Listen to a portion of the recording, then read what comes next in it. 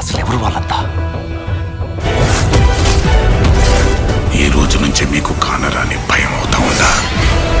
Young tiger NTR నటించిన దేవర part 1 cinema Koratala Shiva దర్శకత్వంలో September 27న ఘనంగా విడుదలై బాక్సాఫీస్ను శాసిస్తోంది.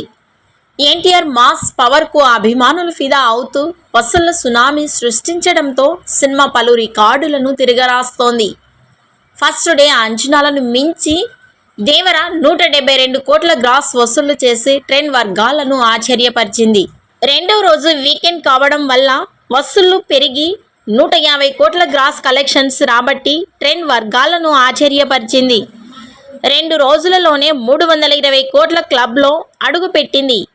నార్త్ అమెరికాలో $4.5 మిలియన్ వసూళ్ల మార్కును దాటి బాక్సాఫీస్ను షేక్ చేసింది. రెండవ రోజు 2 తెలుగు రాష్ట్రాలలో 30 కోట్ల షేర్, 60 కోట్ల గ్రాస్ కలెక్షన్స్, ప్రపంచవ్యాప్తంగా 60 కోట్ల షేర్, 150 కోట్ల గ్రాస్ కలెక్షన్స్ రాబట్టినట్టు ట్రెండ్ వర్గాలు వెల్లడించాయి.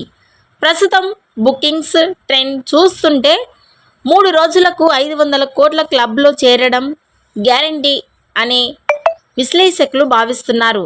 దసరా సెలవులు కూడా పుష్కలంగా ఉండడంతో దేవర 1000 కోట్ల క్లబ్లో చేరడం ఖాయమని నిపుణులు అంచనా వేస్తున్నారు. 2 రోజులలో మొత్తం 2 తెలుగు రాష్ట్రాలలో 90 కోట్ల షేర్, 150 కోట్ల గ్రాస్ కలెక్షన్స్, ప్రపంచవ్యాప్తంగా 170 కోట్ల షేర్, 320 కోట్ల గ్రాస్ కలెక్షన్స్ ని సాధించింది. ఈ సినిమా టార్గెట్ 185 కోట్ల షేర్, అంటే మరో 20 కోట్ల షేర్ కలెక్షన్స్ రావాలి. మూడవ రోజు ఆదివారం ఫ్యామిలీ ఆడియన్స్ థియేటర్స్ వైపు పరుగులు పెడుతున్నారు.